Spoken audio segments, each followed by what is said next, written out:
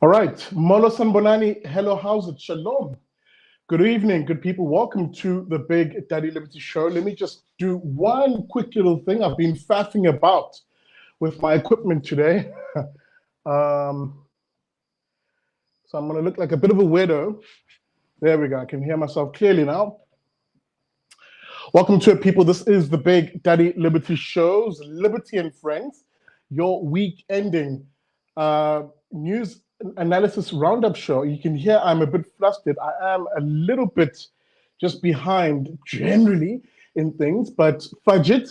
The show is going. We literally build it as we fly it. Welcome to it. Remember, your only price of admission here on Liberty and Friends is to hit that like button. Help me grow the audience that watches the show every evening. And you can do that, of course, by hitting that like button. Welcome to it as I get my branding right here.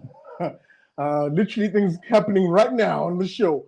Speaking about what's happening right now on the show, as always on Liberty and Friends, we have exactly that, the Friends, the panel that helps us unpack the news week that was. It is a bumper panel tonight. Let me bring everybody on as I, again, faff around with Wise here. The host of the Manpatria podcast. I'm talking, of course, about Dumo Denga. I can see him in my waiting lobby. There he is on screen. Dumo, good evening. Hi, Sihle.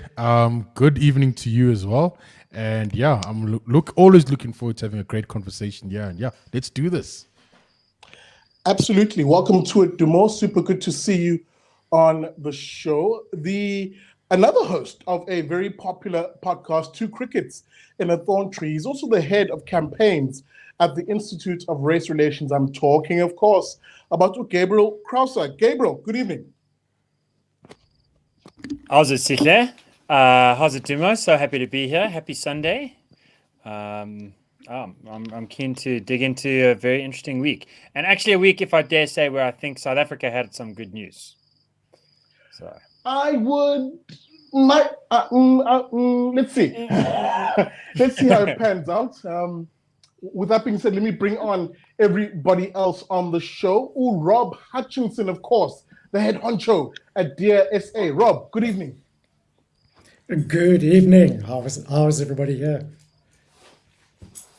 Good to have you on, Bra Rob. Welcome to it. And of course, last but definitely not least, the host and the head honcho over at Paratus.info. Make sure you find them on your social media and, of course, and the website Paratus.info, quite literally. Gideon Joubert. Gideon, good evening. Good evening, Sishle viewers, Gabriel, Dumo, Rob, everybody else. Great to be here and look forward to it. Absolutely. Good to have you on.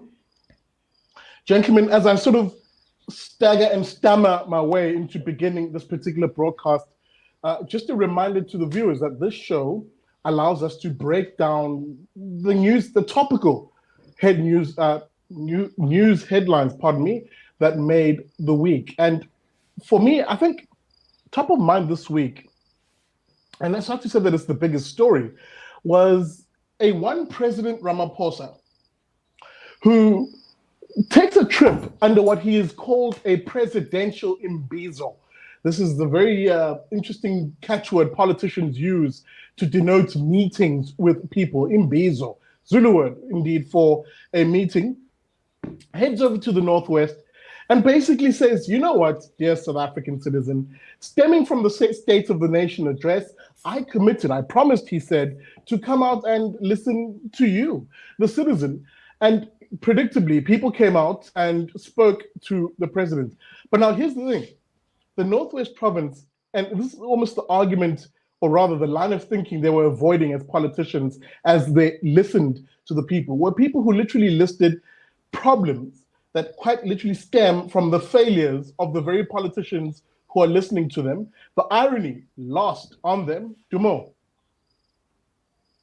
Yeah, it is very ironic that you're going to host a conversation with people and talking to them about the issues that you have created.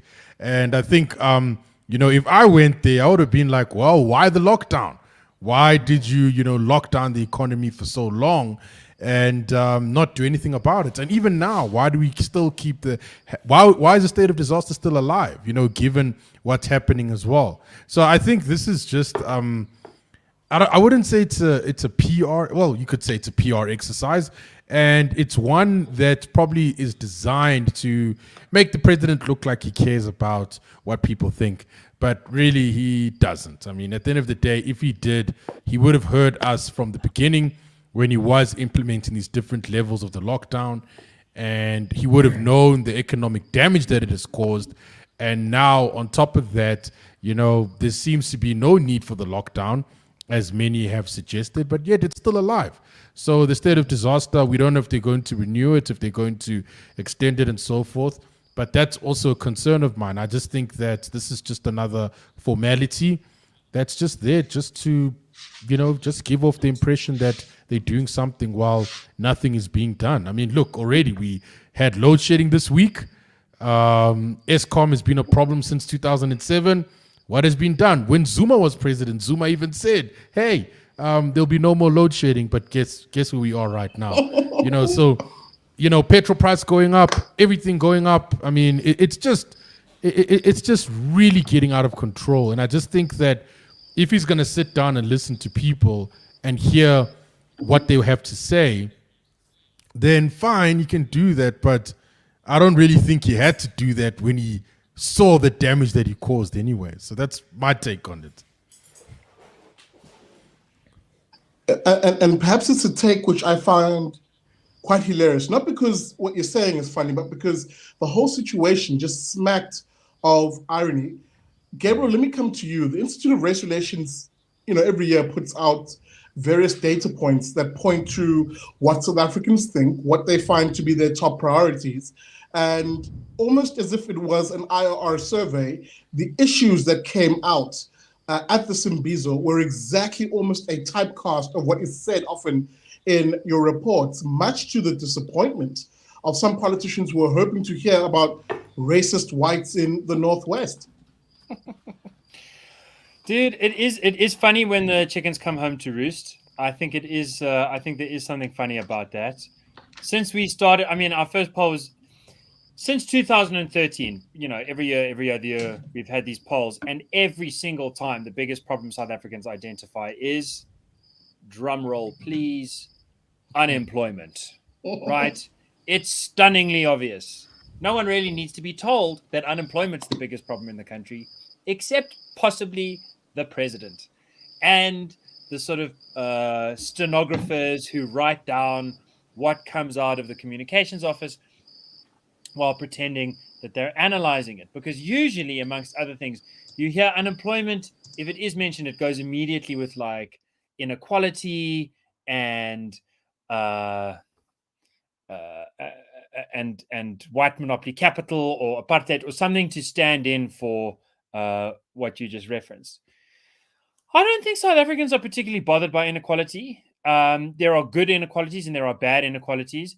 I think South Africa does have some cultural legacies in various cultures of a jealousy of success.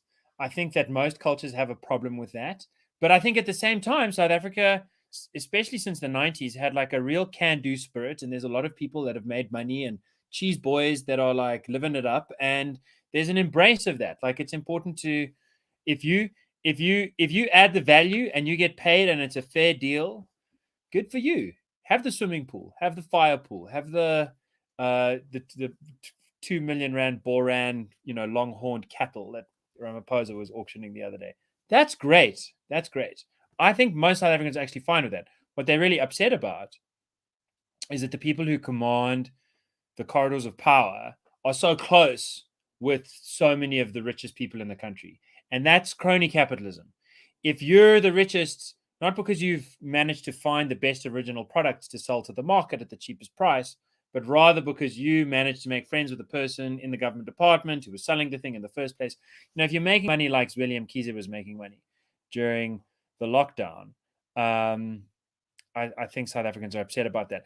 I do think that we have some work ahead of us, and I think Dumo was making this point in terms of saying what he would have liked to ask. So, like there are, I too feel like this is going to sound strange, but I feel like the lockdown is almost under politicized.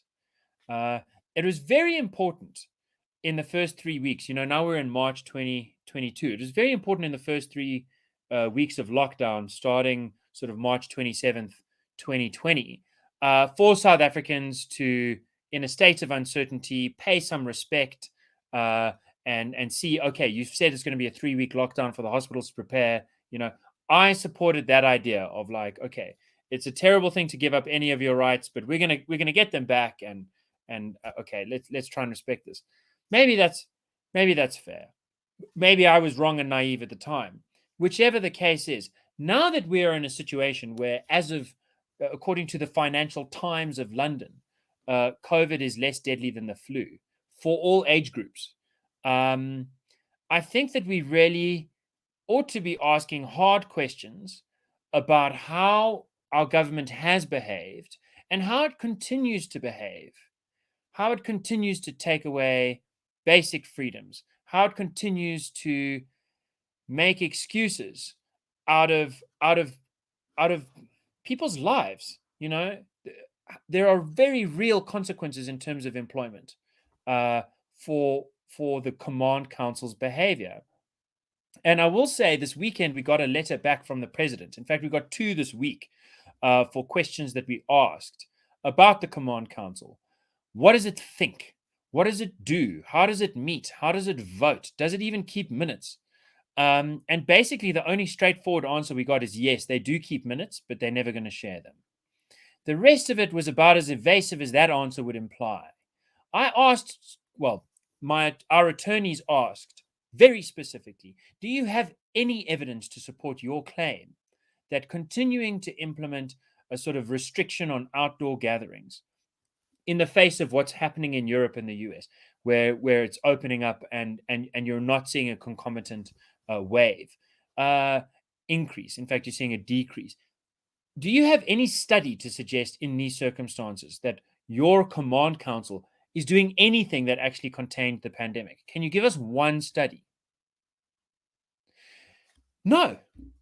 They said it is well known. I'm quoting here. It is well known that what we are doing is saving South Africans. I don't accept that. I don't think any court can accept that. I don't think that any South African citizen should accept that, right? We should be asking hard questions. People were asking hard questions. We snuck through the back door to ask our hard question. And the answer we got, I think, Sihle, was as disappointing as so much of what we saw at that imbizo. Absolutely. I would agree with that, because to a large extent, and I want to bring this up on screen before just to throw it to the other fellas. Just give me a second, guys, to share this particular screen. Give me a sec. Nope, not that one. That's my private porn stash. Just kidding. Stay calm. Welcome to it. This is Liberty and Friends. Make sure you hit that like button. We are beginning to unpack this issue of a president who commits to go around the country, listening to South Africans, the very South Africans who point out that it's the problems of his government that are the issues that they face. I want to share this particular screen, an article I was actually reading this from, just to give that actual context of some of the issues that came up. So one of the major issues, which were brought forward in the Northwest was the issue of water. Nearly all respondents raised the issue of there either being no water or dirty water. Of course, municipalities in that part of the world pretty much run by the ANC. Other issues expressed were a lack of job opportunities for young people, corruption, roads falling apart, tenders being given to friends and relatives, and of course, there having been floods quite recently there, people saying the repairs to infrastructure having not been done. Let me come to you, Rob, because you do a lot of instrumental work in helping people do exactly what the president is pretending or shamming to do, which is to have citizens speak back and speak truth to power. When you listen to a president who says, well, I'm going to go around the country and listen to people, yet ignore the very basics, your very thoughts here. Sorry, that question is poorly formulated. My issue here, and what I wanted to grapple with is, here's the president who's saying he's going to go around listening to people, but it seems as though it's a very superficial exercise, because on substantive issues that you guys, for example, do public opinion poll, garner public views for, there's actually very little impetus from them to listen to that, is there? Well, absolutely. And all the president had to do was just ask us for the answers, and we could have given them to him already. We've run quite a few campaigns on the municipal side, and the exact same arguments keep coming up, and the exact same complaints keep coming up all the time. It does seem like a bit of an election campaign, which is quite strange. He seems to be going around making promises that he can do this and we can fix this, and we are going to be no longer talking about this as he says, but actually implementing this. Yeah, we've heard this all before, and honestly, what he's hearing from the public and from residents in local communities is nothing new. He knows about the problems, and if he doesn't, well, then there's clearly a massive disconnect between the civil society communities and government themselves. Perhaps there is. Who knows? But yeah, it doesn't come across as sincere what he's doing. It just does to seem a bit of a campaign to try and save face in communities that are already failing.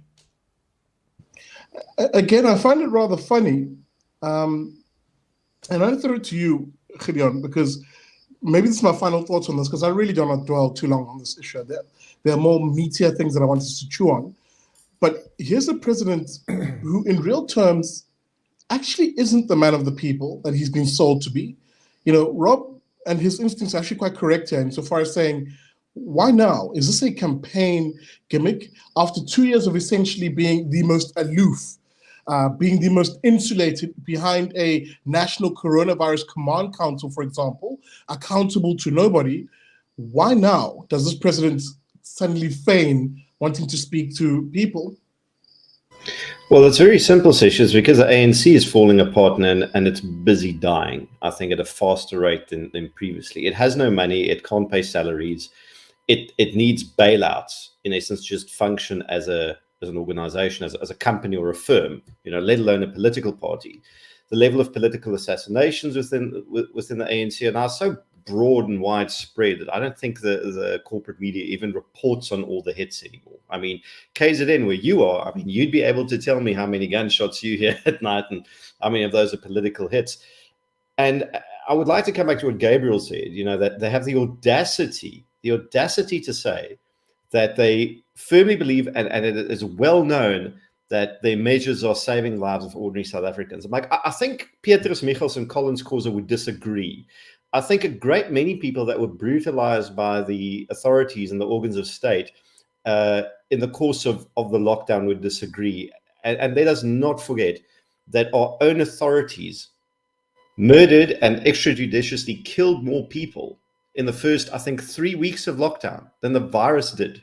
It took the toll itself.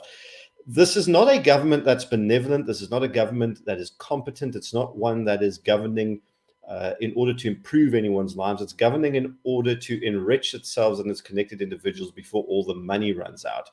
And that's essentially what we're dealing with, is you're dealing with malice and you're dealing with incompetence, and it's all thrown together in one big cauldron.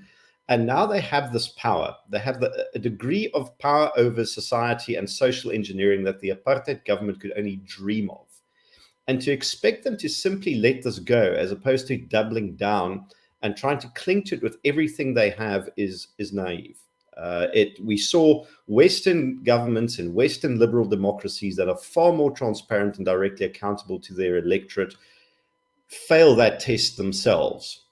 Canada is a great example, as is Austria, as is New Zealand, and parts of most of Australia at this stage. We certainly cannot expect better from our own wannabe tin pots here. And Ramaphosa is play acting. That is my view. I might be horribly wrong, but this is nothing but a pantomime in order to placate the powder keg of social pressure that is the infrastructure falling apart, the complete collapse of basic services, the incredible debilitating degree of poverty, the unemployment that feeds that. Last year's July unrest, I firmly believe, was a hors d'oeuvre. We might be facing far greater elements because none of the social pressures and frustrations and anger that brought that into existence have actually faded away. They have, in fact, quite likely gotten far worse. So this is a man that's trying to convince us before the major conference at the end of the year, we might be well replaced by a guy like Didi Mabuza, or I see now a former Minister of Health that was he convicted of corruption, or was he merely implicated? Either way, he vacated his position. So Mkhize might be the next ANC president, and all bets are off, and no one holds any aces, and this is where we are. Gabriel? Thanks, Hitler. I just wanted to jump in to answer a question that was flagged there from Nzuzo, I think it was. How did we manage to get the president to answer? Well, with your help. And by your, I mean viewers of the Big Daddy Liberty Show, viewers of Daily Friend, listeners to Two Crickets. I think because we got, tens of thousands of people to sign up to our petition against the Coronavirus Command Council to end the state of disaster, and to change the Disaster Management Act so we can stop this madness from ever happening again. I think that put us in a position that made us impossible to ignore. Unfortunately, the answers came later than we would have liked. Unfortunately, the answers weren't as clear as we'd like. But I think it is important to pose that question and to supply the pressure that forces an answer, and then to report on that, because one of the blessings of this country is that it is still a democracy. And I think the point about those first weeks of lockdown and the 50 plus extrajudicial killings that seem to have taken place at that time is very well made.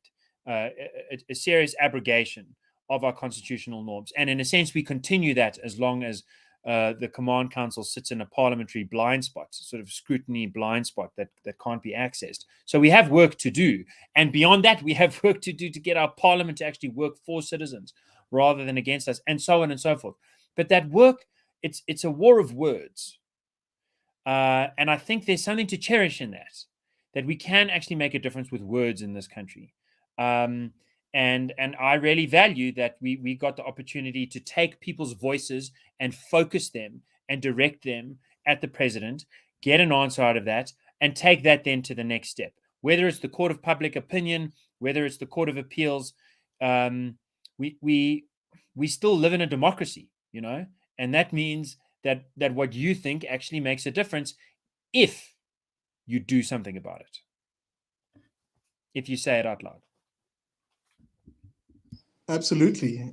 Sorry, I'm just muting my mic because for whatever reason I have a chorus of crickets just outside my window tonight. It's like they're waiting exactly until I started broadcasting. Like, all right, guys, hang on. Okay, now, guys, now. Welcome to it. We've just hit that nearly 30-minute mark here on Liberty and Friends. Remember, we are a 90-minute show where we round up the news week that was. Tonight, I'm in conversation with Dumo, Denga, host of the Manpatria show, Gabriel Crouse, head of campaigns at the Institute of Race Relations, and of course, Rob Hutchinson, who's the head honcho at DSA. Shout out to the folks at DSA. I hope you are getting your voice in on the various Have Your Say petitions that they're doing. Check them out on their website. I'm sure Ular Solis will put those details in the comment sections. And of course, Gideon Joubert, there he is, the head honcho over at Paratus.info. Welcome. This is Liberty and Friends. Hit that like button if you've just joined us. Guys, I'm going to move us on. A very interesting story for me this week. And I must try and contain my smile here, because I can't help but feel as though I'm being dribbled on this particular issue. There's a broad context, and we'll bring it back home to the DA. The DA, much like a poker game, has gone all in. They've pushed all their chips in insofar as their support for the Ukraine, having stood, of course, outside Parliament this week, in fact, 2 days ago, with the ambassador of the Ukraine. I'm not going to really try and pronounce her name. It's quite Eastern European for my liking. Lyubov Ibretova. Butchered it, but she'll forgive me. Joining him in a particular address to the media, and indeed, John Steenhuisen indicating that they're going all in in support, and in solidarity with Ukraine, including running a campaign of printing T-shirts with the flag of the Ukraine. For 30 Rand, you can get your own T-shirts. They're pushing a nice little grift in their own regard there. Gideon, I'm going to come to you. We've been saying this online. We're being dribbled on this issue. I have no problem with people saying, pardon me, I'm Team Ukraine or I'm Team Russia. But from my perspective, I'm Team nobody. I want to be Team facts and find out what's going on in that part of the world. Here's the saying, hey, we're all in for the Ukraine. So I think what got me the most on this, and it's probably not a popular view, but let me just clarify quickly. I have great sympathy with the people of Ukraine, as I have great sympathy with the people of Russia. As an anarchist, I find their governments reprehensible, as I find most governments reprehensible. So you're not going to find me saying any good things about either Zelensky nor Putin. Bear in mind, both these countries have far lower ratings on the Press Freedom Index than South Africa does, as well, miraculously, as well as the Corruption Index, which is quite a feat. That is Olympian. So as someone put it, the Russian invasion of Ukraine is a country that jails journalists, has been invaded by a country that murders them. That is, I thought a fairly honest take. But now we've got the Democratic Alliance. They lit the provincial legislature in Cape Town up in the colors of the Ukrainian flag. They've started, or rather they've managed to succeed in getting a parliamentary debate scheduled pertaining to the ANC's stance on this. It's, of course, political point scoring. It's a very easy stick to beat the ANC with because they don't want to condemn the invasion. But at the same time, I think it's horrendously tone deaf because we're in a country where more than 500,000 people have been murdered between 1994 and 2016. That was the IRR's wonderful research, like spot on work that got that stat out. I think in the past 2 weeks, there have been almost double, if not more than double, the number of South Africans murdered in this country than there are civilian Ukrainian war deaths. I just need to double check that figure. They have electricity, we don't, even though they are in the midst of being invaded. So we sit here with a large scale collapse of basic services. I mean, we've got major hospitals in Gauteng that are laying off doctors and nurses. They can't pay their interns. They can't even feed their patients, where the nurses have to go buy the patients street food to keep them alive. We're teaching on the brink of a grid collapse. We have the second highest murder rate in the world for countries with populations over 10 million. We have a horrendous rape rate. We have colossal problems in South Africa pertaining to poverty, unemployment, all these things. If I had to give you a list of our most debilitating issues, we'd be here all night. My fact is that we are not lighting any public buildings in Cape Town up with an upside down South African flag in solidarity with our own nation in severe distress. Instead, we are focusing on a conflict in Eastern Europe, which, although not insignificant, frankly, the average South African who's living hand to mouth, that's desperately trying to keep themselves alive, a roof over their head, afford fuel, afford food, keep their kids in school, try to just not get murdered or raped every day, have electricity, all these basic things that are very, very low on the hierarchy of needs, basic survival level stuff. How do they think this is going to resonate with a person who goes, it's all very terrible what's happening in Ukraine, but, I'm worried about keeping myself alive. That is where the vast majority of our own nation is today. And I think it was a massive miss.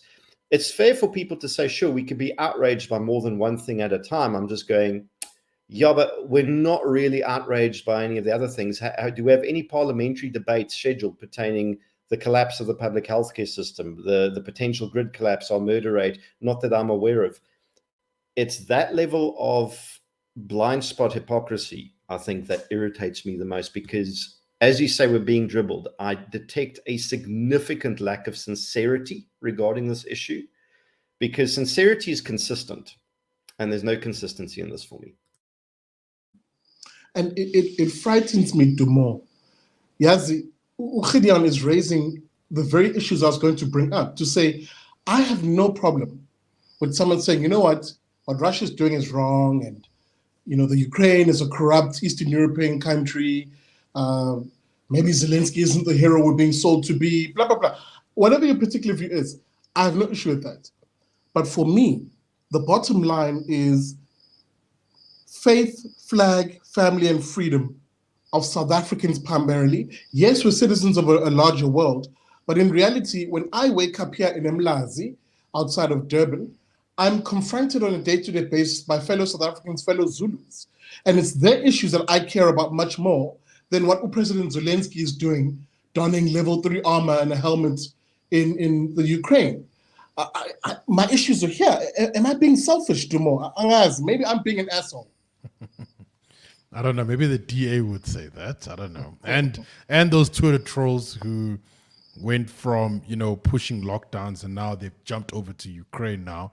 I don't know if you've seen their Twitter profiles. The Ukraine flag is there. Not to say that people should not support Ukraine, but it's just ironic how many have jumped. So now it's a syringe and the Ukraine flag next to their name, right? That you see on Twitter. So that's quite an interesting thing that I saw. So that's another thing, because even with me, I didn't take a stance. I mean, I just said I'm going to be a neutral here. My interest is that the war must end. I did provide a solution last week. It's not my idea. And again, I said that idea is up for criticism, and that, and again, this is not my idea, but the idea was that what should happen is that Russia and Ukraine must have a summit, or they should negotiate, and ultimately Ukraine will sell the disputed regions to Russia for a very high price. And then maybe Ukraine could also make a concession by saying that they won't join NATO. That might help. I'm not saying it will be the solution. It's up for criticism. People can say it's a bad idea, I understand. And then now going to the point about you being more concerned about the issues at home, I mean, that is what a person will be more concerned about, because that's what affects them. I mean, when they hear, when we heard about the story of George Floyd, when he got killed, right? Look, as much as it was a bad story, I mean, it didn't really affect us that much. But, people still went out and marched and stuff at schools and everything like that. And people were right to say, listen, yeah, George Floyd, look, it should not have happened. But still, you know what, I got bills to pay. I just lost my job because, the government made my job illegal. My business is suffering because of the lockdowns and stuff like that. So I got other things to worry about than George Floyd. Not to say that George Floyd should not be worried about. I'm pretty sure he got enough attention after that incident occurred. And that's the thing. We are, as much as we are part of this world in a global sense, we are still, I wouldn't say working in silos, but I mean, look, Ukraine is very far from us. America is very far from us. There are other issues that do affect us directly. So I wouldn't say that one is being selfish when they say that. I think a lot of it, and not all of it, a lot of the sentiment towards Ukraine is due to virtue signaling. A lot of people on social media want to show that they care. So now before with George Floyd, they blacked out their profile pictures. Now it's the Ukraine flag. And then when you don't want to say anything about it, they're like, people are dying in Ukraine because of Russia. I'm like, bruh, our murder rate is off the charts. And it's been off the charts, for a long period of time. And like, what are you guys doing? Now they're supporting Gun-Free SA. I think honestly, it's just, it's crazy, So I just think that, people, yes, it's good to feel sympathy for others, but, sometimes, the basic thing is just helping your neighbor, the guy that's closest to you, as opposed to just going on Twitter, retweeting and stuff like that to show people that you care. And most of those people, you don't even meet in real life anyway. Yes, I must bring it in, Gabriel, because there's one thing now that's happened which I consider to be a big problem, and that's the fact that we're getting no news on and from the Russians. No news whatsoever. Why? Because the censorious types who've been goading on, let's say, DSTV for a while, for the past week, if anything, they won. DSTV said, okay, fine, we're taking Russia TV off.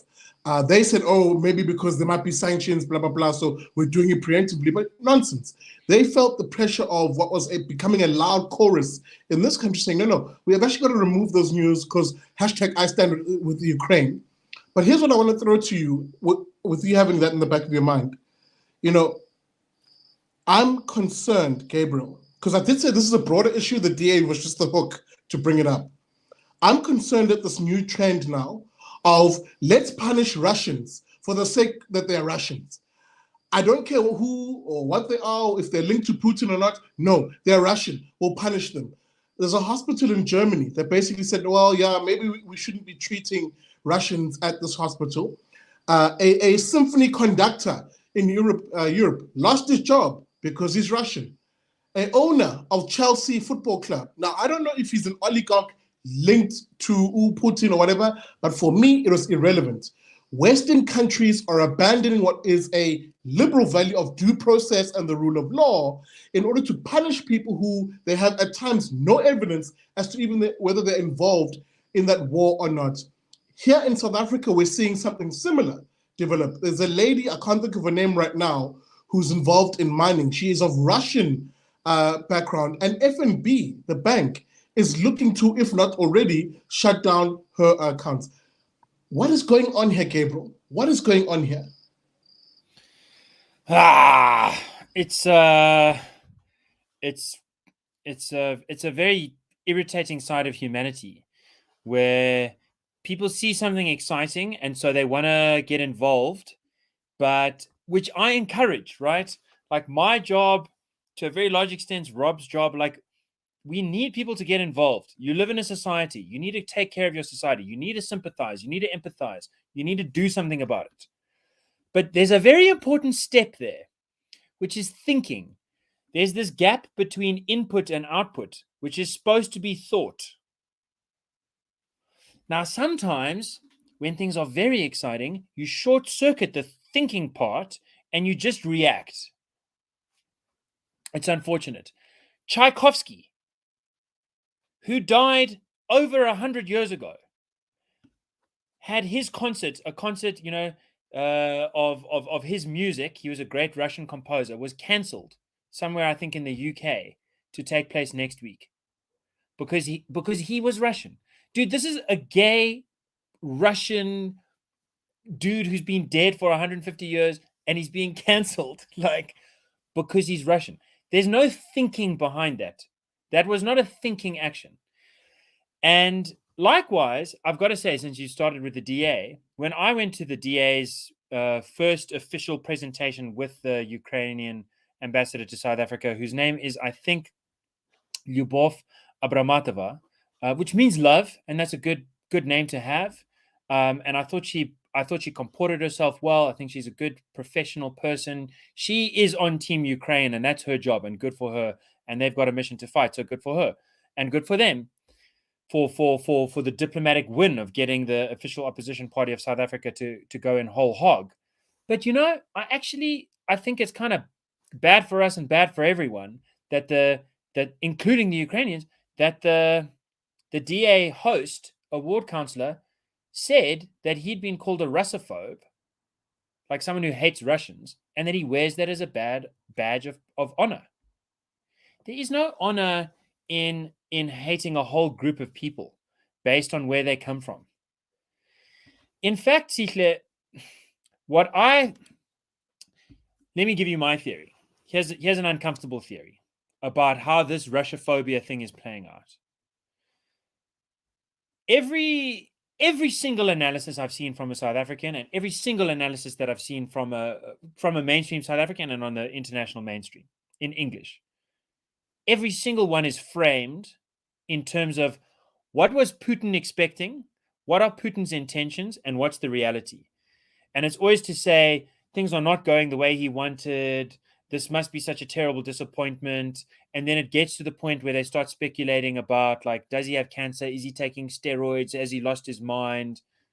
This is time and again how I see things play out from people who don't know Putin's middle name, or that he doesn't have a middle name. He's got a patronymic, but they don't know what the patronymic is. They don't know anything about him or who he's around, who his deputy is, who's the prime minister of Russia. If you don't know that, I honestly don't care what your opinion is in terms of intelligence. Your emotions and your empathy, that's important. But you're not thinking about things if you don't know that the official head of the opposition in Russia is a communist called Gennady Zyuganov, right? Which the DA, the head of international affairs, didn't know, even though he was doing a whole presentation on this. People are not trying to think this through. They're reacting emotively. And here's my concern. I think that they're all helping Putin in the worst possible way. Instagram, Facebook, and Twitter all put out a memo to say that they will allow people to call for violence against Russians. Now, they said we will allow people to call for violence against Russian soldiers, which, fair enough. These are professionals killing professionals. This is the game that you sign up to. I think that's acceptable. But they said, or in addition, also if they call for violence against all Russians, that's okay. So, and there was a beautiful little irony where I can't remember if it was Reuters or the Associated Press put out the headline exclusive: Facebook and Twitter allow for calls for violence against all Russians, and then they changed the headline an hour later. But you can still see what the original headline was, partly because of the web address and partly because people took screenshots, and you can see the content of the last paragraph. Contains the Twitter memo, which says all Russians. What do you think Putin's going to do with that for the next 10 years? Every time that guy has an uncomfortable moment, he's going to say the people in the West think it's fine to try and kill all Russians. But I'm here, I'm going to stop that. Some guy sitting in America put out $1 million ransom for Putin's head. What do you think Putin's going to do for the next 10 years? Every time there's an awkward moment, the news cycle's just going to pop up. You know what Americans are so afraid that someone might say there are only two genders, that if you say there are two genders, you'll get fired from your job and you'll be flipping put on trial. But if someone says, I'll pay you $1 million to go kill the president, democratically elected, of a nuclear superpower, they'll say that's totally fine. In fact, they'll send him, like they'll raise money to try and help him out, right? He's going to use the Russophobia. Every South African, including everyone in the DA, everyone, wherever else, people that want to support Ukraine, that's fine. People who want to demonize all Russians or completely go beyond the scope in terms of, every comparison of Putin to Hitler or Stalin, it's just playing into the hands of a government that thrives. That government thrives in Russia off of the idea that outsiders don't get us. And I know this because I speak Russian and I've lived in Moscow. And I've got family in Russia that I'm sort of marrying into and stuff. You can read into my agenda whatever you want from that. I'm trying to give you information. And the information that I can impart is that this is how Russian politics works. Just like in South Africa, the government would like a scapegoat. When it fails to deliver, it would like a scapegoat. And right now, every economic issue that it has for the next 10, 20 years, it can blame on these nuclear sanctions. Every time that there's a little bit of an issue with a power substation that wasn't fixed in time, they can just say, yeah, it is difficult, but at least we're in it together, and all those outsiders hate us, and they have sanctioned us. They are doing this, they're doing that. That is the gift. Hatred is the gift that keeps on giving to non-reason responsive governments. So if you really want to say something, speak out about the Russia-Ukraine conflict, please get informed. And please know that if you're going to speak hatred, you are going to be helping out probably the very people that you hate. If those people are the top government officials. And if they're ordinary people and you hate them, then I think you're a fool. I'm reading the comments, Gabriel, and people getting very upset. Like, oh, how dare we? How dare we not parrot a particular line? We're farting in the wind, says one doucher. in the comment, oh, and you guys, you just don't understand, Russia's the aggressor here. Guys, I've said this at the beginning, where I'm not taking a particular side here. What I'm saying is there is a morality here, perhaps, which we need to address. And for me, it seems incredibly cruel that someone is going to be punished because of a decision taken by an asshat politician to invade another country, a country which, by the way, since 2014 has been engaged in a civil war, which wasn't covered by the media like this, where 20,000+ people have been murdered by that particular government in various regions of there's a bigger story here, and people would rather choose to be dribbled and distracted into taking a camp than address the issue and literally look beyond the headlines. That's essentially the conversation I'm having here. And Rob, to that effect, I want to come to you, because we've been saying this, I think, online, to say that there are people who are suffering here, perhaps disproportionately, than those who should be doing the suffering, i.e. the political elites. That's the first element. But the element I want you to unpack for me is this one.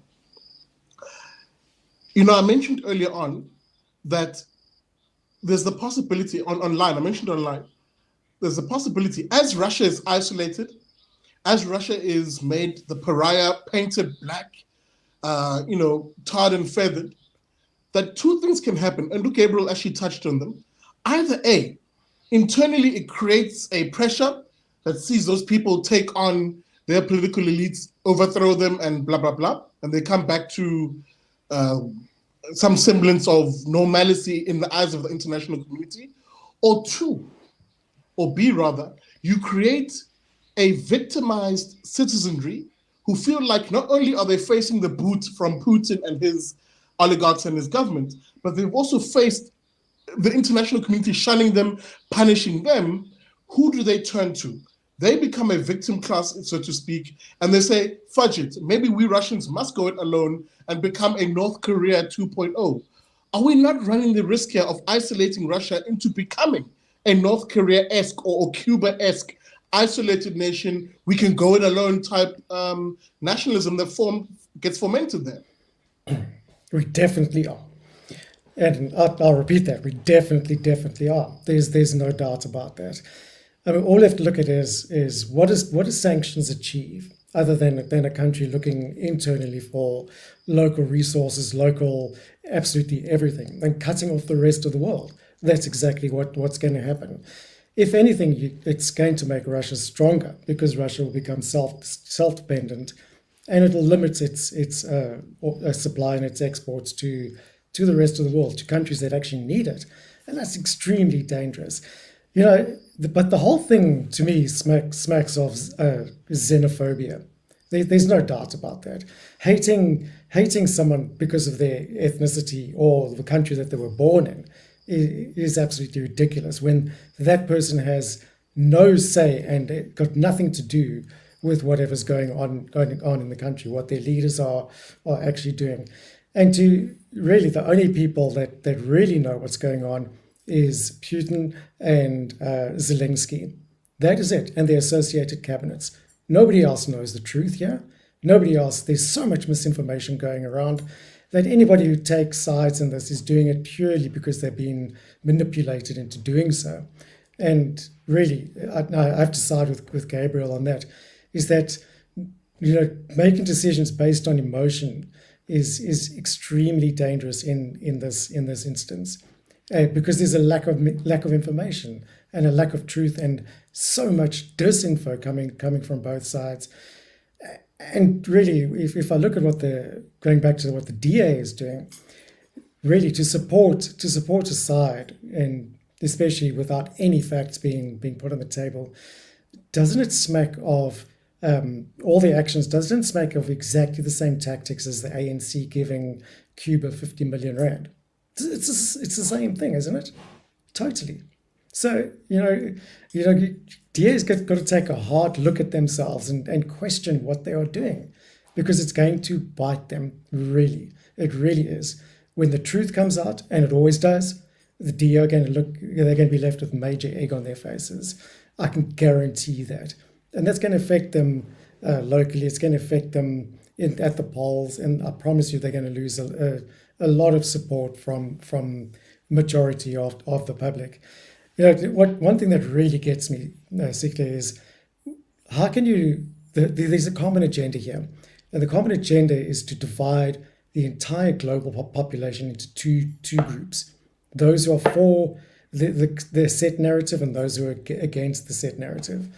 And really, if you can't see that that's what's happening here in this case, then really you are a fool. And I agree with Gabriel there again. But really, it's everything. I think that we should be stepping back. We should be ignoring what's going on. We should be approaching both sides if we really want to. But it's not our game. At the end of the day, it's really not our game. It's not South Africa's game. It's not our government's game. It's not the opposition party's game either. Focus on local issues. Focus on fixing this country. We have many issues that need to be sorted out. And really, if we're worried about oil prices and petrol prices, let's look for solutions. And the solution isn't going to condemn one side of this. The solutions lie right within our own economy and within our own borders, and that's what we have to do.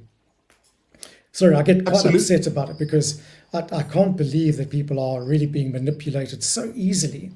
It's the same playbook that's applied over and over and over again in this narrative. We've seen it with arguments against climate change, divide the world into two. We've seen the same thing with the COVID narrative, divide the world into two. The vaccines, divide the world into two. And this is just exactly the same playbook right over again. Nobody's thinking, nobody's making decisions based on any facts. They're just running with the crowd. Groupthink is extremely popular, which I would say. So we need to step out of it. I really think we do need to step out of it and let them sort out their own problems. Absolutely. I'm going to stick with this topic for a moment, only because it speaks to the next one. There's a little bit of a link. But to remind my viewers, welcome to it. You're watching Liberty and Friends, your 90-minute Sunday evening, week-ending news analysis show. As always, it's Big Daddy Liberty, me, Usihle Ngobese, with the Friends. This week's Friends panel is Gideon, Joubert, the host of Paratus.info, Rob Hutchinson from Dear SA, and of course, Gabriel Crouse, head of campaigns at the IRR, and Dumo, Denga, host of the Manpatria show. Good evening to everybody, and to you, dear viewer. Please, guys, hit the like button. My engagement is nowhere near where it should be. There's nearly 350 of us watching, and let's get those likes up, people. Just do it now. Hit that like button and feed 7 kids in Africa. And those 7 kids are basically my nephew's kids. My nephews and nieces who are at the home right now. I need to feed them kids, man. Come on, hit that like button, people. Guys, as I said, we're going to stick to this issue for a moment because it has, what's imthelela in English? It has effects on us as South Africans, because the world is a globalized one. We're connected, so to speak. What happens in one part of the world finds its way to where you may be. And I posted a picture on Friday when I was driving back from the farm to Mlazi, and I had to fill up on diesel. Actually, no, 2 steps back. I posted a picture before that because I'm busy at the farm at the moment, clearing bush, putting fencing up, clearing a fire break, blah, blah, blah, blah, blah. And some of that needs me to buy petrol so that we can power up the grass cutters and the like.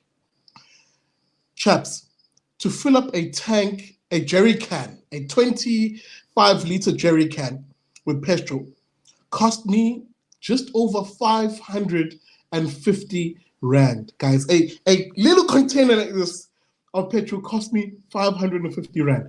These are costs which, as a small-time, up-and-coming farmer, you really feel.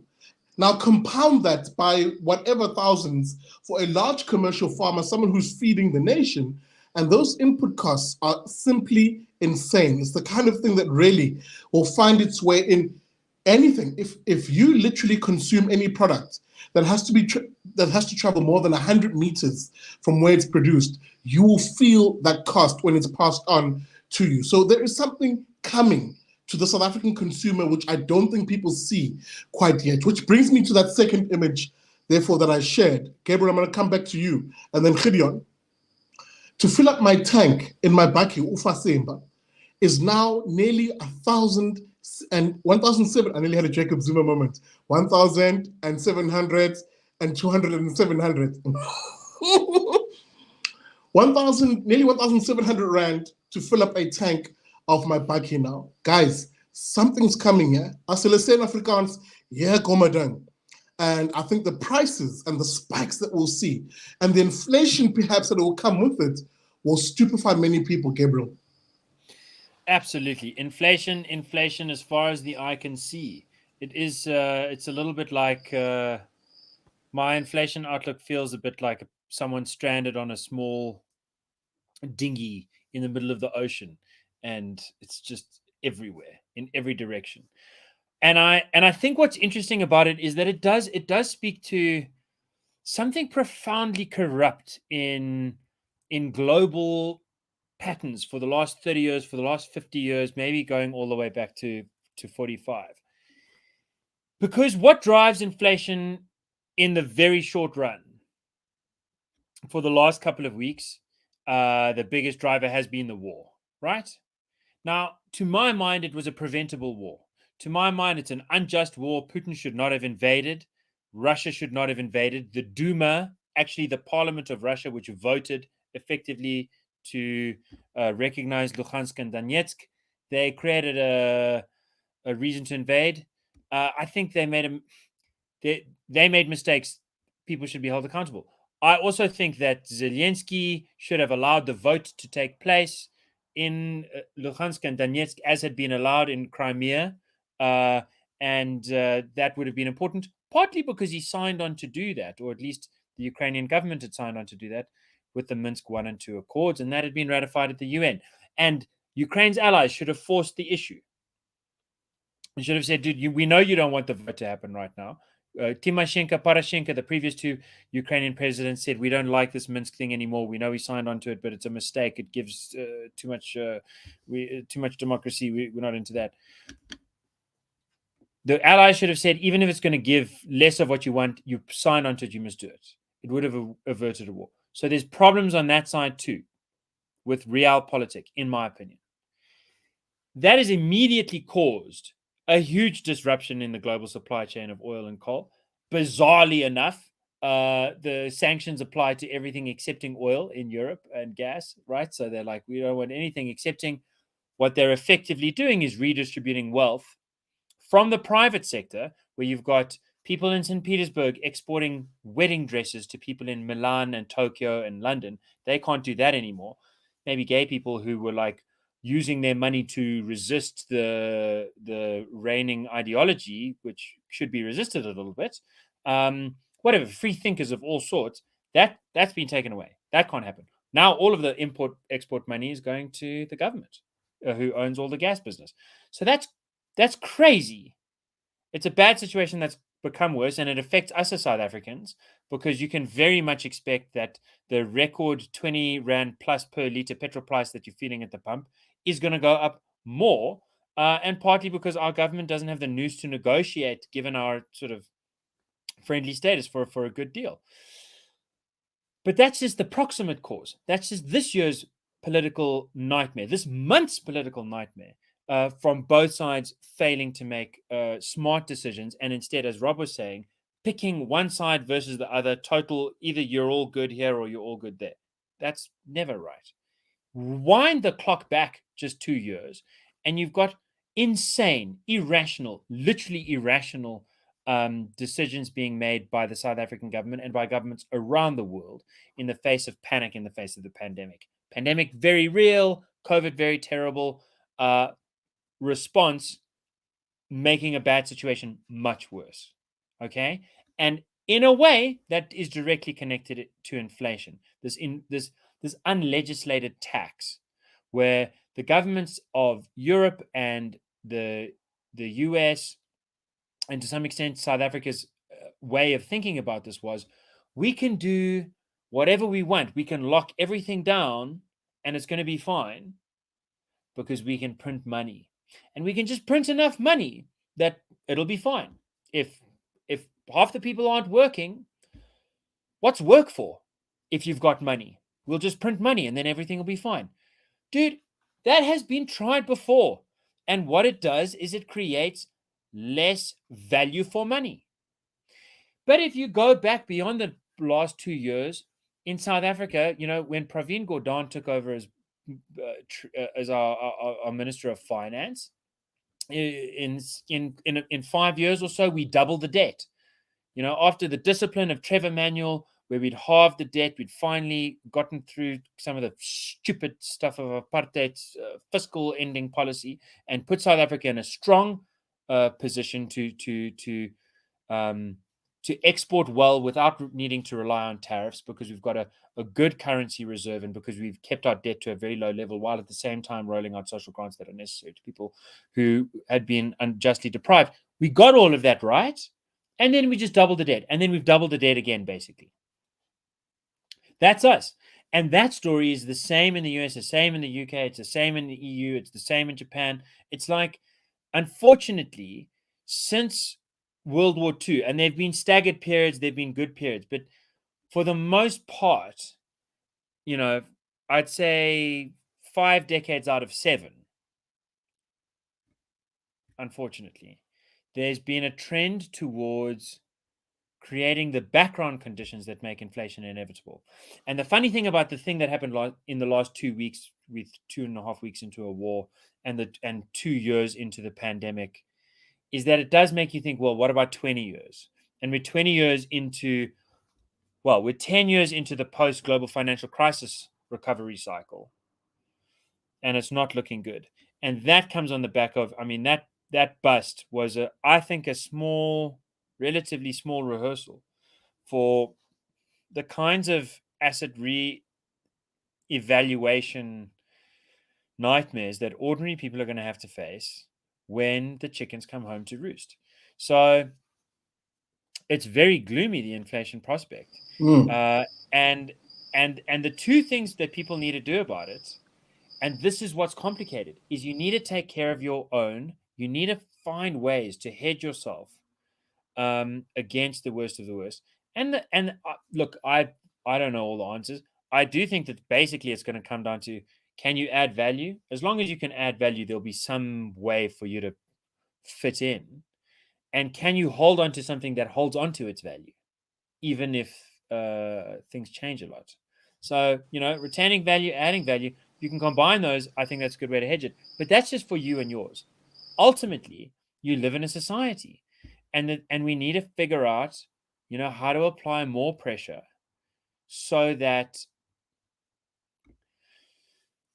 we dig ourselves out of this hole a little bit together. Because even if you figure out a way to contain your little bubble that's okay, it's going to be very difficult to connect into a society. The preppers, the people who go off into the desert, it's not enough, I think, for most people. Most people actually want to live in a society. Most people want to be able to visit their neighbors. They want their neighbors to also succeed. And that requires a political engagement that has to be predicated on skepticism of everyone who's in power. I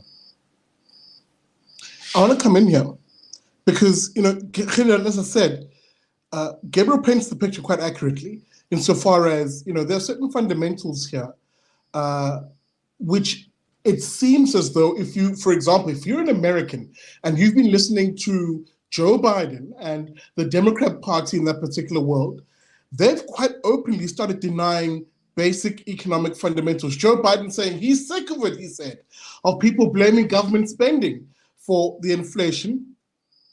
Nancy Pelosi echoing similar sentiments, and oh no, she says, it's actually government spending that not only kills the debt, her words, and gets rid of inflation, her words.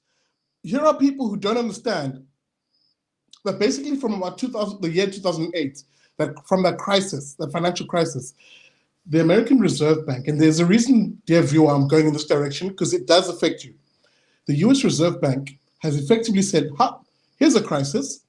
We need to do something as the Reserve Bank. We're giving ourselves emergency powers. Isn't it funny how when politicians and elites give them emergency powers, bad things happen? But anyway, they gave themselves these emergency powers and said, we're going to print money so that there's money in the system. But Gabriel, Gideon, the more of something you have, the less value it is, including dollars and currency. South Africa, as Gabriel rightly pointed out, has been doing the exact same thing. So bear in mind, dollars, all national currencies worldwide is fiat.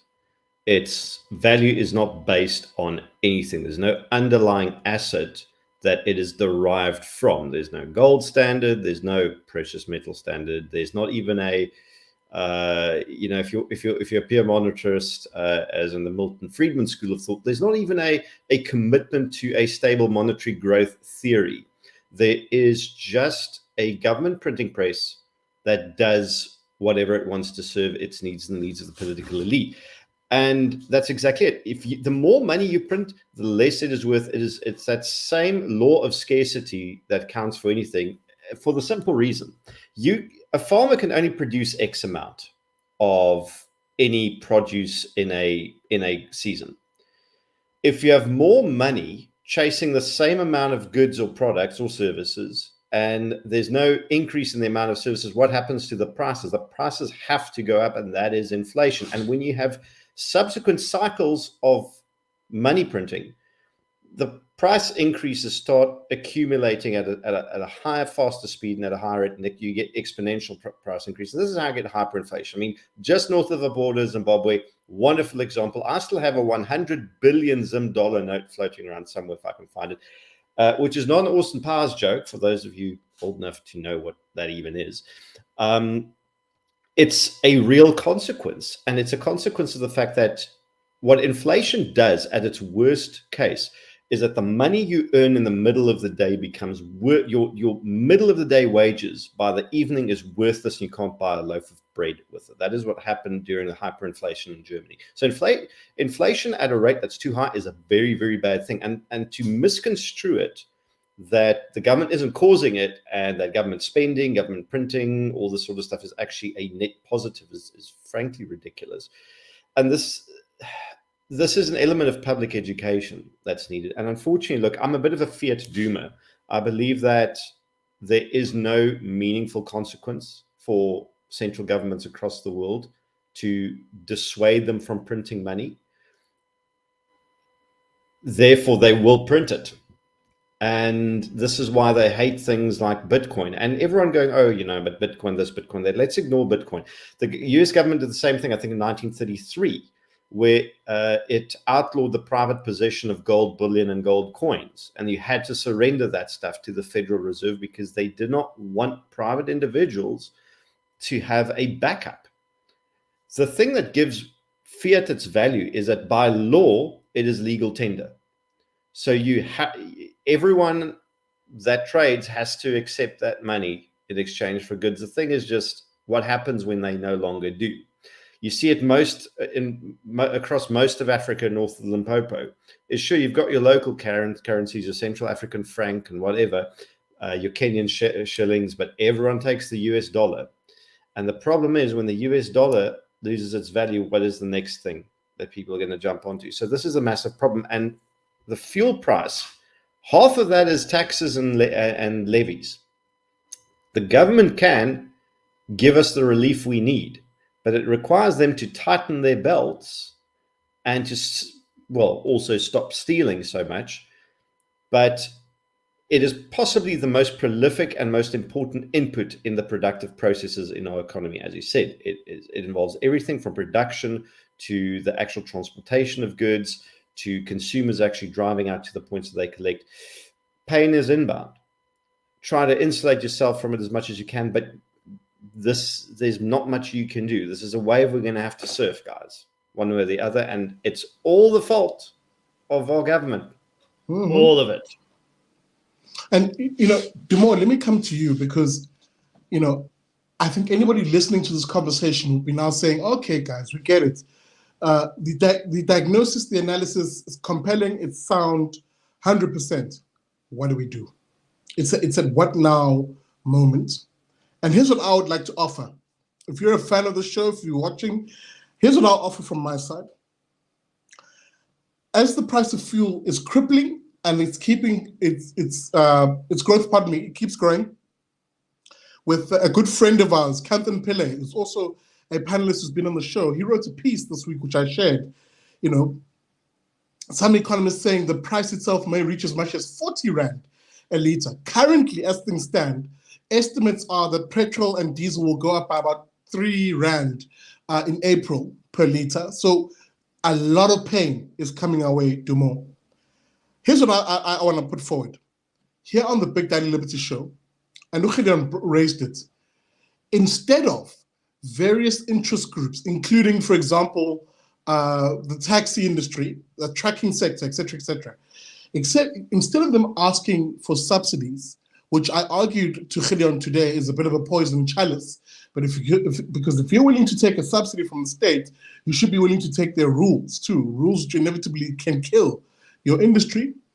I would rather they go in the other direction of saying hashtag ban the fuel levy or end the fuel levy, or hashtag ban income tax. Certain taxes need to begin to be cut to give South Africans the relief. Instead of politicians appearing on our screens and telling us, oh, well, we need to tighten our belts. Hey, Fuset, nonsense. I would rather a situation that actually they take a shave, a cut, and that means less taxes for them. They need to make decisions around how they save money. To that effect, Dumo, and I'll throw this to you. We hit the streets, Joubert, Cape Town, and Durban, and we talk to the industry, taxi industry guys, for example, and say, guys, would you be willing to stand together, face the state, and say, cut the fuel levy, either temporarily to give us relief or indefinitely going forward? Your thoughts, Dumo? I think that's a great idea because as a libertarian, I think the idea of taxation is theft anyway. If you look at income tax, for example, I mean, you can bring it to a medieval example, even more, not even medieval, you can make it primitive. Like you live in a town and you're just doing your thing and then someone comes and says, listen, you have to pay a portion of your profits to this certain organization. And if you don't, we'll just throw you in our dungeon, that type of thing. And that's the concept of tax. That's basically what it is, So I think taxation as a policy is wrong. Now, of course, hopefully one day we can live in a society we don't have to pay tax, but obviously I think that might be pie in the sky right now. But I think with regards to the fuel levy, that's another issue as well, is that the government keeps taking more and more from us. I don't know if you saw in Gordon Gwana's latest budget speech as well, we slightly paying more in income tax. And I think corporate tax actually went down, which is interesting. But the middle class is getting hammered, when it comes to taxes, because not only do they have to pay income tax, they have to pay VAT. And then when it comes to the petrol, they have to pay the fuel levy and everything like that. And they are starting to feel the pinch. And that's not good. So I think really, I think there has to be a challenge. Government has to look at themselves and say, okay, you know what, guys, we've been putting a lot of pressure on these people. We have to cut something. Something has to go. Because as Thomas Sowell said, if people say it's greed when one wants to keep their own money, but when the government wants more of your own money, it's not greed. And the government has been taking more of our money over the years. And, and now I think there has to be some sort of decent response, a civilized response to the government to say, listen, you are taking too much. When are you going to stop? And because the government has not been challenged on that, they're going to keep on doing so. So I do think we need to take a step towards getting the fuel levy removed. Because, even if you look at the road accident fund as well, they're not doing much. They still broke, even though we have a fuel levy. So might as well just give it back to the people who have earned the money anyway. Absolutely. And again, I must come back here, guys, as we begin to taper off the conversation. I'm keeping an eye on time. Rob, I'm going to come to you in a moment. I want to throw something very particular to you, because for me, there are certain fundamentals here I really think we need to teach fellow South Africans, about. The real tax on you is not the money that, SARS comes. Firstly, no one pays tax, by the way. that money is taken from you. You don't pay it. Don't believe me? Don't believe me, actually. What do you think will happen to you if you don't, quote unquote, pay your taxes? Do you think no one notice, and just it'll be like, oh, okay, cool. The fundamental family hasn't paid tax, and Gobes hasn't paid. No, there'll be men at your door with guns demanding that money. But again, I digress. I want to lose my point here. Rob, let me come to you, because there's something to be said about citizen activism right now on these issues as things like inflation, the price hikes bite and become ever more looming over our lives. There's something to be said about the need for citizen activism in this one. And for me, on this issue of the fuel levy, I'm actually quite serious about it. This is something I'm going to take at two levels. One, the ordinary taxi driver, the ordinary guys who derive an income from this industry. And then two, the organized facets of the industry, such as Santaco, that's the organization that organizes taxis, and say, guys, how about you lead the charge? Clearly, when you guys speak, government listens. We saw that during the lockdown, where taxi guys were like, to hell with these 70% passenger limitations, for example. Let's have them lead that quote unquote libertarian or really liberty charge and say, actually, the state has to take the shavings, so to speak, now. Rob, with that being said, in particular, and I'm struggling to formulate this question because I'm mindful of what I may say and how I could be banned from YouTube. So let me just phrase this question properly. I think there's something to be said about how we've always been talking about it, but really perhaps even not so much a revolt, but a questioning of the taxes by those who pay a disproportionate amount of those taxes. I mean, we've been hearing for years, for example, the middle class must organize, have a tax revolt. That might be pie in the sky, but there's something to be said about organized groupings of tax-paying South Africans across the country saying, actually, we want better accountability on how you spend this money. Yeah, my answer might get you banned as well. So, so hold on to your seat there. Yeah, look, there's no doubt that we need to control government, and the only way that we can control government is by controlling the purse, and that is obviously through a tax revolt. But it's not an easy task. I've been contemplating how to do that for many years, and it's the easiest way to start a tax revolt is at a local level. We've seen that in areas like Soweto. Stop paying your rates and taxes. That's it. That's a mini tax revolt right there. People not paying e-tolls. That was a tax revolt there. Going at it from the top down is a very difficult ask. There's no way you can get around not paying PAYE and so on. But there are other ways to do it. But I think the wisest approach would be to offer solutions rather than just stand up and protest without having a proper solution.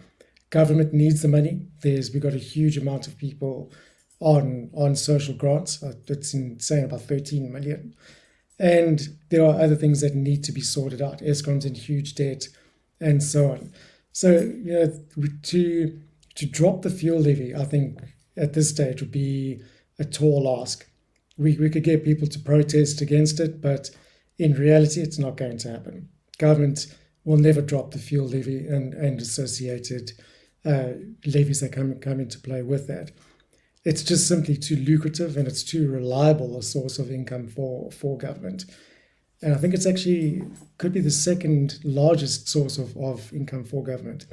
Gabriel, you could correct me on that. So what we should actually be doing is maybe restructuring the way government actually puts the fuel price together. And I saw Solidarity had a fantastic proposal that they put forward to government.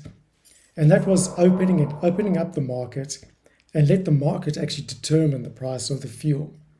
And it's very simple to do because there's so many little levies that are in place. One of the major things is that government actually tells retailers and wholesalers how much they can actually sell fuel for. and how much profit they can make. Let's open up some competition there. Let's see wholesalers and retailers actually competing against each other, who can supply at the cheapest. That's a major chunk of the fuel price there, and it's far easier than getting government to actually drop something. Open it up, make it a free market. Let's see some real competition in that space, and let's see who wins at the end of the day. And I guarantee it'll be the person who supplies fuel at the cheapest rate.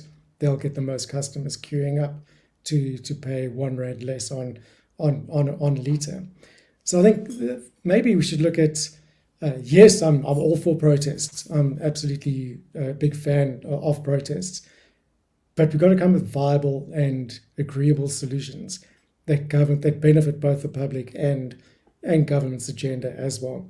Just to tell government to suspend the fuel levy, as Maimani's asking, I think it's not the way to go. It's going to hurt us in the long run, and we're going to be playing catch up at the end of the day. They're going to create a huge deficit and so on. So, sorry, Maimani, that's a stupid idea. But I was about to say, that's the first time I heard someone mention my money on this panel, because we generally don't take him seriously. What a chop! But there you go. I hope I mentioned it in the right way. But yeah, that's what made me laugh. Guys, but also, government is reviewing it.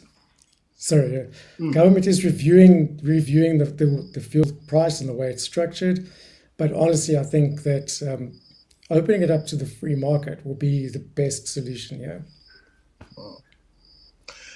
Guys, we're in the last 3 minutes. Time's up effectively, so I'm just going to ask you to indulge me just 10 minutes just to wrap up the final topic, which is Judge Raymond Zondo.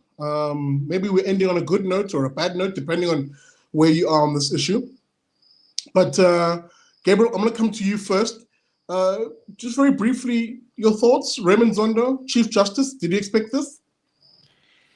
I didn't. I think I was taken by surprise, like most South Africans, because Saint Cyril, our darling family gatherer of a president, what a sweetie. He asked a panel of experts to figure out who should be the future Chief Justice, and they had settled on Judge Meyer, and so it seemed like, well, that's what it's going to be. Also, I think a lot of South Africans kind of see what happens here through the lens of American news, and like in American news, the president makes one nomination, and then the panel confirms or denies it. So here it is like, well, the president made 4 nominations, the panel's rejecting 3, accepting 1, so then that's the one that goes through. No, that's not how it works. The president really just decides, and he sort of outsourced this thing. Now, I really do think this is a good news story, but I would first like to say that I don't know, a very close friend of mine was like, oh, well done, Cyril. You showed some backbone, you showed some steel. I don't understand that. This guy, would you like to know what the first expert panel is that Cyril Ramaphosa ever convened? It was the President's Special Advisory on Land Reform panel to think about whether expropriation without compensation is a good idea or a bad idea. A panel which he stacked with some like super academic stooges and some good people, but then the good people like came under severe pressure and then flipped their line, like Wandile Sehlobo, who wrote most eloquently about how EWC is a terrible idea. My favorite piece was, look at Zimbabwe. The thing about it is that it's never without compensation. It's never free. You just end up ruining the whole economy to pay for a few farms. Wandile wrote really well about that, got a bit pressured. It was a bad panel in the end, and it advised him to go through with EWC. But there was dissent. There were 2 dissenters. And then Ramaphosa said, no. I have to do whatever the panel tells me what to do. So, he had the power to ignore the panel then, and that would have been a more significant moment to do it, because the president's moves on that kind of thing are ultimately more significant than the moves on this kind of thing. But I think his move here is very good. I'll say one more critical thing before I say the good part. I'm squeezing in the negative stuff. The second negative thing, and this is something to consider seriously, is the possibility that part 3 of the Zondo Commission report comes out. Bosasa is one of the focuses of that. Bosasa implicates potentially Cyril Ramaphosa's campaign, potentially his eldest son, who had been hired as a consultant for that business, which was stealing money that was, amongst other things, supposed to go to blankets for prisoners. Now, like, I know we don't feel much sympathy for prisoners, but like, if you're stealing money for blankets for prisoners, it's also not a great way to make money. And then you're donating to a campaign, and then Cyril's caught on tape saying, well, just like, let's say that all of the bad stuff was about me, not about my opponent, because I want to find unity within the party and I can take the heat and she can't. None of it's very appealing, and all of it was dealt with. Was there as much scrutiny as there could possibly be? I don't know. Will there be more scrutiny in the future? I don't know. There's a bit of a worry about play for play there. I don't think that worry is serious enough to overwhelm the good news, because I think that the nature of what needs to happen with those investigations in any event lies outside the scope of the Zondo Commission. It's the serious duty of the Hawks, the NPA, whoever's tasked, the independent directorate, really, to deal with that kind of thing. And what Zondo's job was, in the deepest sense, in my opinion, because it was a commission, and because I have a sense of the Tomlinson Commission, the Sawyer Commission, the Goldstone Commission, the major commissions that changed South African history over the last 60 years.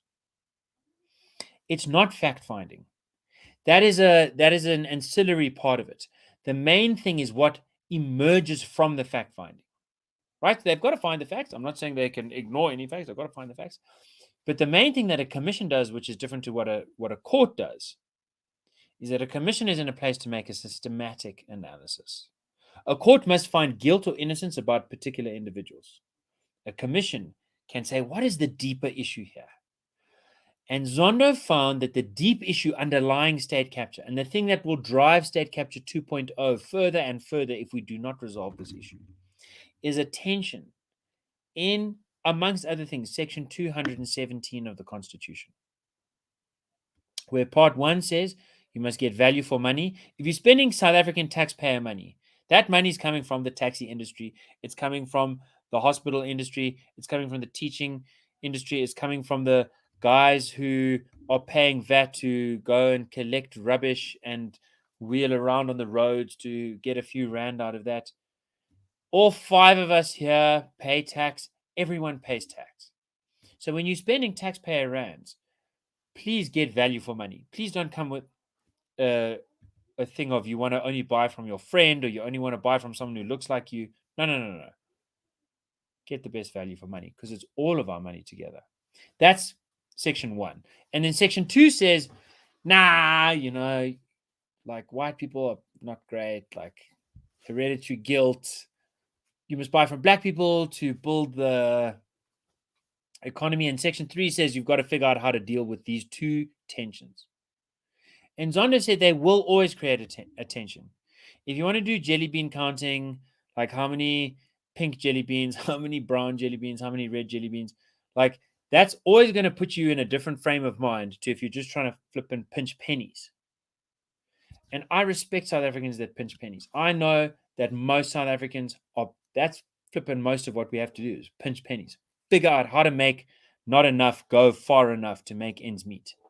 Most South Africans know what penny pinching is. Our government does not know what penny pinching means. And Zondo said, as long as our government doesn't know what penny pinching is, as long as it doesn't say that is the primary interest, you must focus on getting the maximum value for money. As long as we are trying to pull another way at the same time, we are going to be doomed with a legal system that creates a confusion that allows people of all races to come in and do funny deals where they say, even if we're caught not selling the best product at the cheapest price, even if we're caught putting a 20% markup, a 200% markup, we can just say we were doing it for transformation purposes.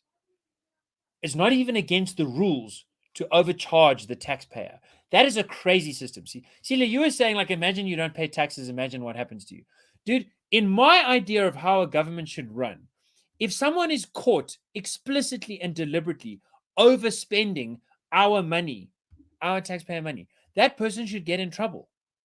But in South Africa, they don't get in trouble. They just have to say, what did Badabile Dlamini say? What did the procurement officer at Eskom say?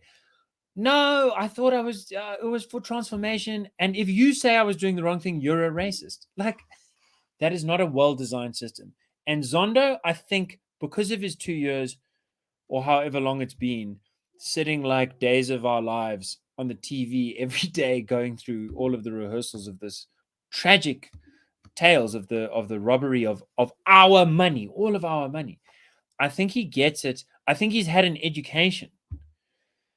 That's what I read into his report. That's what I read from his report, just from the plain language of it. And it makes me very excited by his appointment.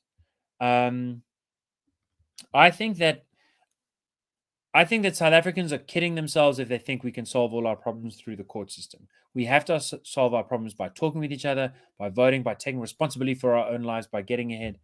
But the courts do matter. And there's something to me that just feels like a little ray of sunshine, maybe, with his appointment. And I know that a lot of the justices on the bench don't think the same way, and there's lots of, it's a whole other universe. But anyway, I've said my piece. There's some reasons to worry, but I think there's really some reasons to be happy about this. And by the way, can I just add one other reason? Yeah, very briefly. Is that I saw on the news someone say, and this was captioned, that not everyone in the ANC is corrupt. I'll just show you this. I don't know if you can see it. Oh, wow. Mark Quatela said, not every ANC member is corrupt. So that's also good news, dude. Not every single member is corrupt. We need to enjoy the good things. Well, if the bar is there, the sky's the limit. Dumo, as we maybe wrap up this particular topic, firstly, Zondo maybe came in as the fan favorite. Him and Dustin Mlambo, as we see in the comments there from your fellow host of the Manpatria show, Unzuzo Kat. There's an element here that I think Unzuzo's pointing to. We don't really know what the priorities of Zondo will be. Let me be precise. For instance, when Jacob Zuma picked the previous Chief Justice, who for the life of me right now, I cannot remember his name, Mogoeng. No, his name is literally the same thing twice. So nice they named him twice. New York. But, when he picked him, the furor initially at the time, we don't know who this guy is. We don't know what his agenda will be, blah, blah, blah, blah, blah. And he was even painted quite negatively in the media, only for him to end off his term of office being quite a darling from the public. The point I'm driving here is when these people are elected, we actually kind of don't really know what their agenda will be insofar as the administration of our court system broadly, number one. And number two, will they advocate for the greater independence of the administrative functions of the judiciary? Insofar as I don't understand why it reports to the Department of Justice, which is a government entity, whereas the judiciary should be its own arm of the state. It's a very convoluted question, but my question to you is your thoughts on Zondo, of what you know of him. What are you expecting from him as an administrator? Yeah, like when it comes to how this judiciary works, I'm not the best person to ask, but I think there is some political motivations behind Zondo's election. Oh, what's the right? Zondo being selected, appointment. Yeah, don't know, that word just escaped me. So, I think from what I could see on the media, Mandisa Maya they said she has to be the one because she's a woman and so forth and so forth. And on a previous Manpatria podcast, we said that shouldn't be the case. I mean, if she is supposed to be the person, then she must have credentials, and she does have credentials. They shouldn't push the fact that because she's a woman and everything like that. And I think with also Raymond Zondo, he has been the Deputy Chief Justice for a while. So perhaps it would be better to him he was even the acting Chief Justice as well. And I think the idea was that, look, he's been doing it for a while. Let's just make it official in April. Let's not, ruffle the feathers. Let's not cause too much disruption. Now, there are other candidates like Mlambo that Mzuzo mentioned. And there's another candidate as well that was also mentioned, but I forgot his name. But I think also another reason why Zondo was selected was because of the report. And I'll tell you, and this is my theory. I think that if Zondo was snubbed, it wouldn't look good on Ramaphosa politically, because now it'll look like, oh, this guy, he wrote a report about your ANC friends, and now you punish him by making him the deputy chief justice. Oh, we see how you play now. This is how you play. So I think Ramaphosa had that in mind and said, you know what, let's just make this guy the head. So at least it looks like from an optics perspective that I actually want to fight corruption. And here's the guy who's been doing it, Zondo, this whole commission and everything like that. And it almost seems like a reward in that sense. So I think the decision was politically motivated. If you put Maya there, yes, he would have got a lot of support from the feminists and everything like that. But then other people in the media would be saying, well, was Zondo punished for actually exposing the ANC? So I think that was the conundrum dilemma rather, that Ramaphosa was facing. And then he decided to say, well, let's choose the optics. Let me look good for the optics and put Zondo there. Not to say that Zondo has no credentials. I'm pretty sure he's very good at what he does. But ultimately, Ramaphosa has to look good at the end of the day. Yeah, actually think of it that way.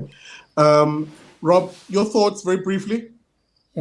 Absolutely, I have to agree with Dumo, 100%. I've chatted to quite a few advocates and SCs about who was the best candidate, and nearly every single one of them said Mlambo is the best candidate. However, Zondo is definitely the most popular. So I do definitely think it was a populist vote or a populist appointment to suit a political need and prevent backlash from the public. But you have to ask the question, as Dumo correctly pointed out there, if it wasn't for the Zondo Commission, would he have been appointed? And I tend to lean towards no, he wouldn't have. So yeah, it's time will tell. Look, he's not a bad guy. He has done some great things, but I'm sure there's plenty more to do. And they were all pretty good candidates in the final pickings. So yeah, let's see what happens. Absolutely, Gideon. Final word. I'm going to keep it very short. I don't know enough about Chief Justice Zondo to really have a strong opinion about him. I also don't expect much from him, to be honest, because I've been disappointed far too much before. And I think this is what cuts to the root of it. We need to stop collectively looking for a messiah to save us from corruption, from corrupt politicians, from self-interested big corporates who are ruining our lives in order to feed their needs. The solution lies with us. What we do as individuals and as individuals, liberty-loving, freedom-loving people who cooperate with each other in pursuit of a common goal, which is to advance our rights and freedoms in this democratic space we're in. Our efforts are far more important. And the reason why this country looks the way it does, as I've said it time and time again, a greater threat to democracy does not come from tyrants. It comes from apathy amongst the citizens. So we need to take ownership of our democracy. We can't, if you put a guy on a pedestal like Chief Justice Zondo, that is a recipe for disappointment, okay? Because everyone out there, regardless of how virtuous they are just ordinary human beings with their own self-interests, vested interests, conflicts of interest that will manifest in something that disappoints you. So own what you can, but don't look for a messiah, guys. Absolutely. Guys, we have run out of time. That is absolutely it. Thank you so much to everybody. As I always do, very briefly, please, how do the people find you? What are your socials? Gabriel, how do the folks find you? You can find me on the Daily Friend. You can also find me on Tuesday at the Human Rights Commission, where I will be making the case that racism is not the problem. Absolutely. It's a I'm big looking forward event to for us. that. And one last thing, please check us out on irr.org.za. You'll see our campaigns. Our campaign against the Command Council is now sort of got to rejuvenate because these guys are trying to keep it alive. Our campaign against the Employment Equity Amendment Bill, EEB, making BE more aggressive. It's a nightmare. Please go check it out. The submissions, the veto has to be put in place. So irr.org.za and Daily Friend. Absolutely. Rob, how do the folks find you? Oh, they don't. I hide under a rock. No, dearsouthafrica.co.za. Go visit that, find out more about what we do. We've got a fantastic and massive campaign running right now, and that's legal action to end the state of disaster, which we no doubt will be pursuing on a massive scale. So yeah, dearsouthafrica.co.za. That's it. Absolutely. And we'll keep a tab on that one with you, Rob, because we'll definitely support you in that particular fight, because we can see what the politicians are trying to do right now in trying to dribble and distract and extend that state of disaster. Gideon, Joubert, broer, how do the folks find you? You find me at www.paratus, that's paratus.info. You can also find me on social media, which I'll link to that page. Just click on the icon. But and that's it. But Rob, what Rob said is more important. The DRSA stuff and Gabriel, go check those out. That right now are pressing matters affecting you. Your voice matters. Have your say. Do that thing. Absolutely. That is Oprah. Gideon, and he said Rob. Gideon Joubert at paratus.info. Dumo, last word. How do the folks find you? And what's on the Manpatria show tomorrow? Right. So if you want to find me specifically, my Twitter is at Dumo Denga. The Manpatria Twitter handle is at manpatria_ZA. And you can also visit our website, manpatria.com. And tomorrow we will be discussing the appointment of Chief Justice Zondo. We're also going to be discussing the possibility of a 2nd July riots type of thing. So yeah, keep a lookout for that. It's going to be live tomorrow, 7 o'clock. So please check us out there. Thanks. Excellento. Thank you very much. Appreciated. Everybody, of course, that's Gideon Joubert, Rob Hutchinson, Gabriel Crouse, and of course, Dumo Denga, as I get them all on screen. Thank you also to Lars Salis, who always comes through with the details as to how to contact everybody on screen. That is my email address. If you're looking to get in touch with me, maybe if you have ideas for topics and things you want me to be aware to. Guys, don't send me spam and I will not open links. Some of y'all are sending me to really weird places. But with that being said, thank you for watching tonight's show. Liberty and Friends comes to you every Sunday at 8 p.m. We wrap up the news week with compelling analysis that you will not get anywhere else. With that being said, thank you so much for watching. If you want to support the Big Daddy Liberty show, I'll be hitting the road quite soon, but I'll share more information on that. Lots of interesting changes coming to the show, and it's kind of coming together quite nicely. I know I keep saying that, but guys, it's a lot of work that goes into what we're trying to do in the background. If you want to support the show, as I said, all of that information is in the descriptor of this video. As I always say at the end of every show, never trust a commie.